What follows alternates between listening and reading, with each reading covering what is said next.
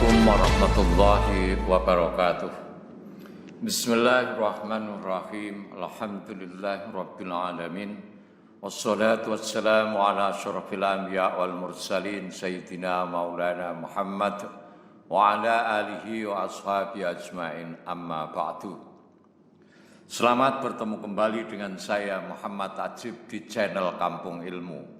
Channelnya orang-orang yang tetap istiqomah mencari ilmu.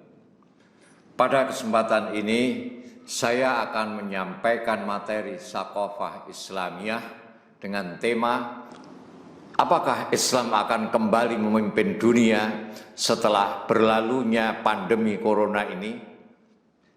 Sudah hampir 1,5 tahun pandemi Corona belum berakhir. Bahkan tanda-tanda menurun pun belum ada. Jamaah haji Indonesia dan negara lain selain Saudi Arabia tidak dapat melaksanakan ibadah haji. Jumatan dan sholat jamaah 5 waktu di banyak masjid ditiadakan atau dilaksanakan dengan protokol kesehatan ketat. Sholat jamaah yang seharusnya rapat barisannya dibuat renggang, seperti aneh. Sekolah melalui daring tidak maksimal, akibatnya murid naik kelas tapi tidak tambah ilmunya, malah ilmunya banyak yang hilang. Mahasiswa diwisuda di kamar sendirian di depan monitor, lalu menggeser tali toga sebagai tanda sudah resmi menjadi seorang sarjana, tapi wajahnya lesu, kehilangan optimisme. Sahabat Kampung Ilmu yang berbahagia, pandemi Corona benar-benar mengacaukan tatanan dunia yang dipimpin kapitalisme global saat ini.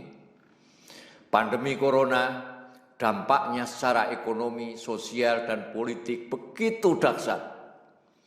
Secara ekonomi, kerugian secara kumulatif terhadap PDB global selama tahun 2020 dan tahun 2021 diperkirakan mencapai 9 triliun dolar Amerika. Sangat besar, 9 triliun dolar Amerika, Kang, bukan 9 triliun rupiah. Pertanyaannya, apakah benar akan muncul krisis ekonomi global yang lebih dahsyat dari sebelumnya? Apakah pengaruhnya secara politik? Apakah benar akan muncul tatanan dunia baru pasca pandemi Corona? Bagaimana peluang Islam dan kaum muslimin di tengah munculnya tatanan dunia pasca pandemi Corona? Itulah di antara pertanyaan-pertanyaan yang sering diajukan oleh para aktivis dakwah. Jawabannya, wabah atau pandemi yang ditimbulkan virus corona memang luar biasa dahsyat. Corona makhluk yang amat kecil. Jangan lagi dengan mata telanjang. Dengan pembesaran 1000 kali di bawah mikroskop pun virus corona itu tetap belum terlihat. Katanya, ukuran diameternya adalah 125 nanomikron. 1 nanomikron itu sama dengan 1 milimeter dibagi sejuta. Kecil sekali bukan? Enggak kebayanglah kecilnya, sangat lembut. Meski virus ini tidak terlihat, dampak fisikalnya sangatlah nyata. Saat tulisan ini dibuat, lebih dari 178 juta orang di lebih dari 200 negara telah terinfeksi. 3,85 juta diantaranya meninggal dunia. Di Indonesia, lebih dari 1,95 juta orang terinfeksi. 53.753 diantaranya meninggal. Itu catatan hari ini.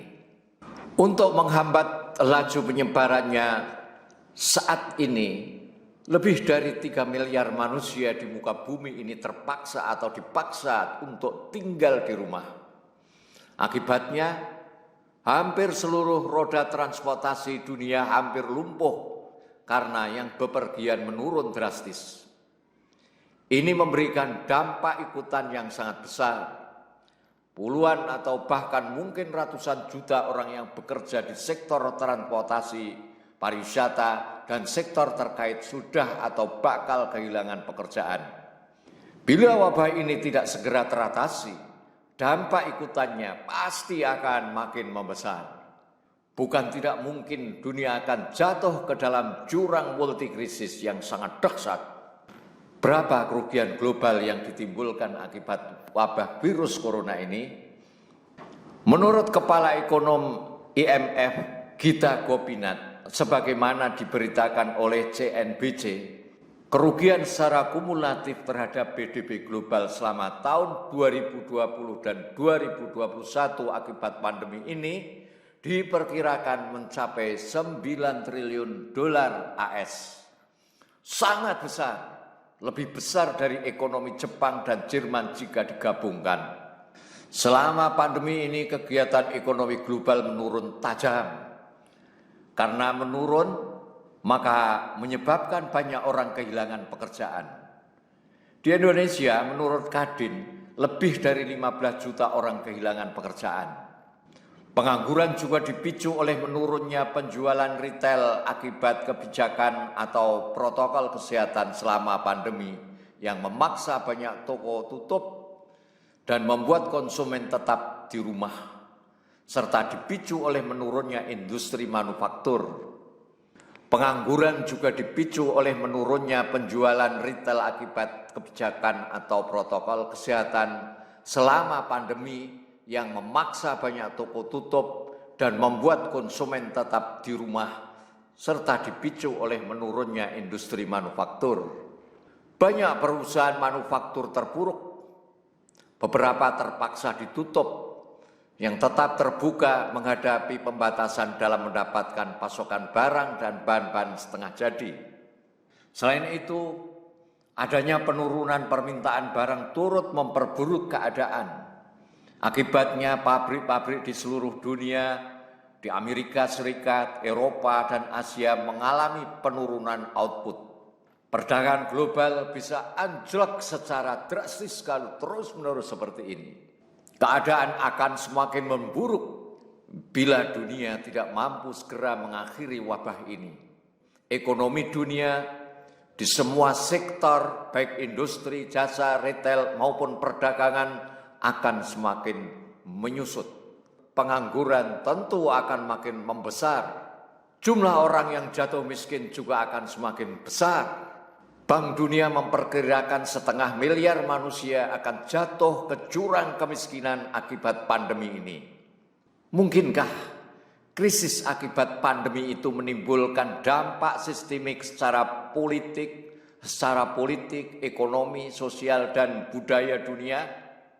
Iya, tentu saja. Angka-angka dari jumlah orang terinfeksi atau yang meninggal terus membesar. Yang terkena PHK dan jumlah pengangguran meningkat. Penurunan laju pertumbuhan ekonomi juga terus membesar. Semua ini tentu akan menimbulkan tekanan psikologis dan ekonomi yang sangat berat bagi semua lapis masyarakat di seluruh dunia. Apalagi bagi sebagian kalangan masyarakat bawah, ditambah dengan kesulitan memenuhi kebutuhan dasar. Semuanya itu bisa memicu problem sosial, bahkan krisis sosial. Ketika pemerintah dimanapun tidak bisa menanggulangi masalah ini dengan baik, pandemi ini bisa berujung pada krisis politik, baik dalam skala lokal, regional, maupun global. Mungkinkah ada peluang terjadi perubahan besar dunia? Sangat mungkin. Mantan Menlu Amerika Serikat Henry Kissinger memprediksi kemungkinan pandemi corona ini merupakan awal dari perubahan besar. Ia menyatakan bahwa pandemi corona akan mengubah sistem global selamanya. Kissinger menjelaskan bahwa kerusakan yang disebabkan oleh pandemi virus corona mungkin bersifat sementara. Akan tetapi, dampaknya berupa kekacauan politik dan ekonomi dapat berlanjut selama beberapa generasi kan. Ibnu Khaldun dalam mukadimahnya menyebut ada 5 faktor yang menjadi pangkal keruntuhan peradaban. Pertama, ketidakadilan marak di mana-mana. Jarak antara si miskin dan si kaya terlalu melebar, terlalu sangat lebar. Kedua, penindasan dari kelompok kuat kepada kelompok lemah merajalela di mana-mana, bahkan sampai di pelosok desa. Ketiga, keruntuhan moralitas para pemimpin negara. Keempat, pemimpin yang bersifat tertutup, tidak mau dikritik dan diberi nasihat. Kelima, ketika terjadi bencana besar atau peperangan. Dari 5 faktor tersebut, kiranya faktor yang kelima, terjadi bencana besar akibat virus corona, sangat relevan dengan kondisi saat ini. Artinya, kemungkinan ini sejalan dengan apa yang dikatakan oleh Kissinger, bahwa akibat daripada pandemi corona akan memunculkan tatanan dunia baru. Mungkinkah kepemimpinan Amerika Serikat tergeser? Sangat mungkin. Henry Kissinger pula yang membuka kemungkinan itu. Kissinger mengingatkan, krisis pandemi corona telah menciptakan kasus baru yang tercermin dalam besarnya penolakan publik terhadap sistem kapitalis. Faktanya, semua kebijakan penyelamatan ekonomi berakhir dengan yang kaya semakin kaya dan yang miskin semakin miskin. Akhirnya, ia mewanti-wanti kegagalan dalam menghadapi krisis dan membangun masa depan benar-benar dapat mengobarkan dunia. Jika cara-cara tepat untuk mengatasi pandemi COVID-19 tidak dilakukan, perubahan besar sangat mungkin terjadi. Artinya, Kissinger mewanti-wanti parlemen Amerika Serikat, jika gagal dalam menghadapi pandemi dan segala dampak ikutannya, bersiaplah menghadapi kemungkinan kepemimpinan global Amerika Serikat berakhir, bahkan juga era liberalisme berakhir. Persoalannya, bila benar bakal lahir tatanan dunia baru pasca pandemi corona ini, lantas kira-kira siapa atau apa penggantinya? Menjawab ini, prediksi yang dibuat oleh INC menyatakan ada 4 kemungkinan yang bakal terjadi. Pertama, dunia di bawah apa yang disebut Davos World. Di sini Cina dan India akan menjadi pemain penting ekonomi dan politik dunia. Kedua, dunia tetap di bawah kepemimpinan Amerika dengan Pak Amerikananya.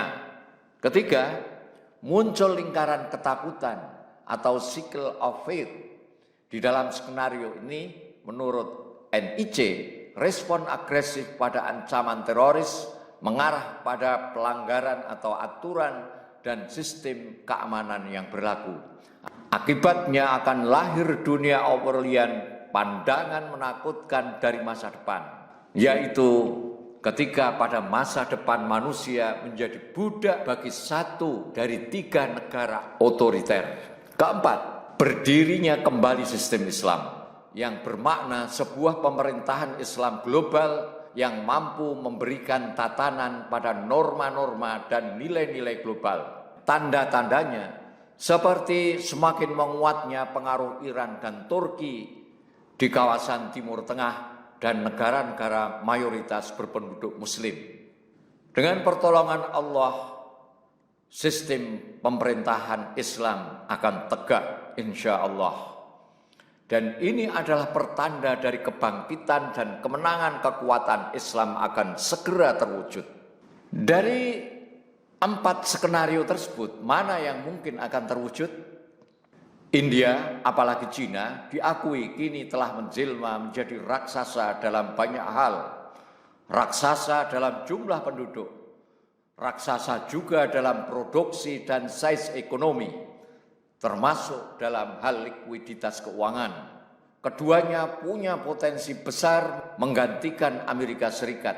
Rival utamanya tentu adalah Amerika Serikat dengan sekutu-sekutunya.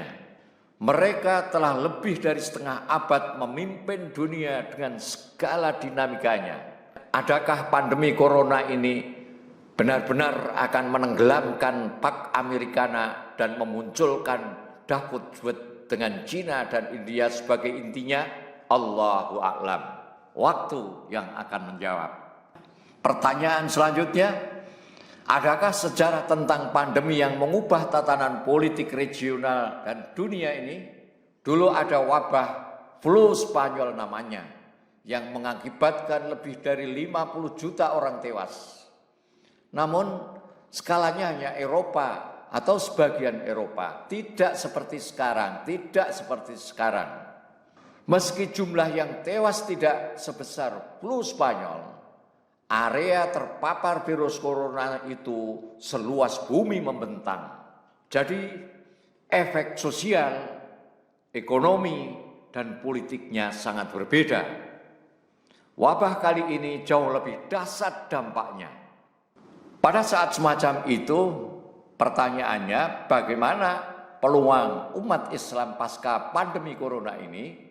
Seperti telah dijelaskan di atas, umat Islam juga memiliki peluang untuk kembali memimpin dunia. Tentu peluangnya tidaklah sebesar Cina, India, atau Rusia yang secara faktual saat ini telah menjadi sebuah negara yang memang kuat secara demografis. Dengan jumlah umat Islam saat ini sekitar 1,7 miliar adalah terbesar dibandingkan komunitas beragama lain. Namun, satu kelemahan mendasarnya adalah saat ini umat Islam, utamanya secara politik, tidaklah dalam keadaan terkonsolidasi dengan baik.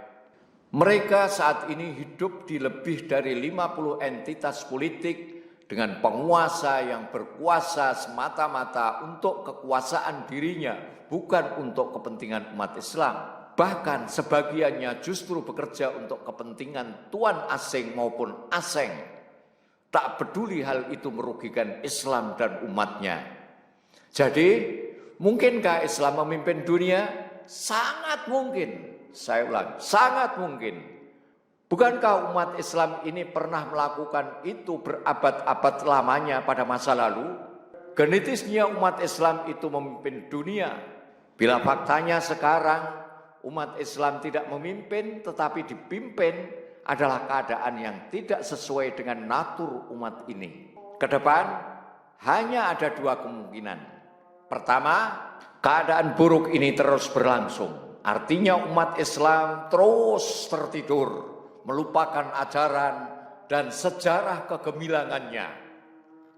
Kedua, umat Islam bangkit, merengkuh kembali ajaran-ajaran agamanya yang agung itu dan ingin mewujudkan kembali kegemilangan sejarahnya di masa modern ini.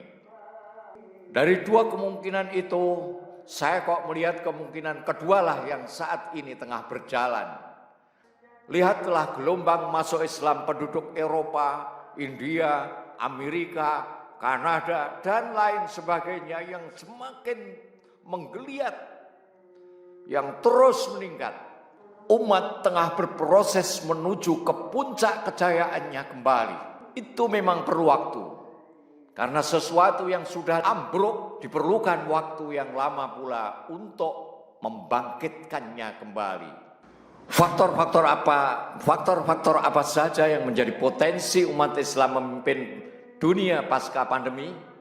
Secara faktual, saat ini sesungguhnya potensi dunia Islam secara geopolitik, geoekonomi, maupun geostrategi untuk memimpin dunia sangatlah besar peluangnya. Hanya saja saat ini seperti sudah disinggung di atas, dunia Islam terus disibukkan oleh berbagai persoalan internal umat. Baik persoalan dan masalah itu timbul karena faktor internal umat Islam sendiri maupun oleh karena campur tangan pihak eksternal. Selain itu, ada usaha sangat keras utamanya dari negara-negara barat untuk membendung kemungkinan tegaknya kembali raksasa dunia Islam ini. Berbagai langkah dan strategi dibuat dan sudah dijalankan. Antara lain terus-menerus menebarkan propaganda Islamofobia. Namun bagi umat Islam, sekuat apapun rekayasa untuk mengganggu dunia Islam dan sehebat apapun untuk membendung kebangkitan Islam, tak akan benar-benar mampu mematikan bara semangat dan api optimisme umat Islam. Tak akan mampu untuk memadamkan cahaya Allah. Yuriduna yutfi'u nurallahi biafwahim wallahu mutimmu nurihi walau karihal kafirun. Kebangkitan itu memang sejauh ini berhasil dihambat atau dibendung. Namun hambatan itu akan terhenti dengan sendirinya ketika bendungan itu jebol. Mungkinkah? Mengapa tidak? Mengapa tidak? Ya salah satunya ya akibat pandemi corona ini. Apa yang harus dilakukan oleh umat Islam? Pertama, umat Islam harus bisa melakukan recovery pasca pandemi ini dengan cepat. Kemampuan recovery ini sangat ditentukan oleh 4 kekuatan, yakni kekuatan fisik, kekuatan ekonomi, kekuatan mental spiritual, dan kekuatan pemikiran dan ideologi. Secara fisik, penting umat memastikan tidak terpapar oleh virus corona ini. Oleh karena itu, segala ikhtiar untuk menghindar dan ikhtiar lain harus terus diupayakan dan dilakukan agar jika telah tiba saatnya pandemi berakhir, umat tetap dalam keadaan bugar dan siap melakukan kegiatan seperti sedia kala. Apalagi secara mental spiritual, umat Islam mestinya tidak terlalu terpukul oleh pandemi ini. Umat Islam mestinya tidak terlalu terpukul oleh pandemi ini. Pasalnya, umat memiliki perspektif yang kokoh terhadap fenomena ini. Bahwa musibah ini adalah qada Allah yang harus diterima dengan ikhlas dan penuh kesabaran. Hal ini membuat mental umat Islam mestinya tetap dalam keadaan sehat. Memang pada sisi ekonomi inilah yang tampaknya bakal menjadi problem besar. Apalagi mengingat secara umum umat Islam di negeri ini hidup pada level menengah dan ke bawah. Namun dengan kesabaran dan keuletan serta ta'awun atau kerjasama di antara umat yang saat ini tengah terus digencarkan, insya Allah problem ini bisa diatasi dengan baik. Apalagi ditambah dengan kekuatan pemikiran dan ideologi, insya Allah umat Islam akan tetap tangguh meski digempur oleh musibah yang memang bukan alang kepalang dahsyatnya ini. Kedua, selepas pandemik, umat harus segera melakukan konsolidasi secara politik dan pemikiran untuk bersiap menghadapi segala kemungkinan. Hanya mereka yang siap siaga saja yang bisa mengambil keuntungan dari durian yang runtuh pasca pandemi ini. Disinilah pentingnya gerak-gerak dakwah dan komunikasi di antara pengembangan dakwah. Yang sudah dilakukan selama ini terus dilakukan agar pada saat nanti jalinan ini memudahkan konsolidasi yang dimaksud. Insya Allah. Wallahul muwaffiq ila aqwamit thoriq. Assalamualaikum warahmatullahi wabarakatuh.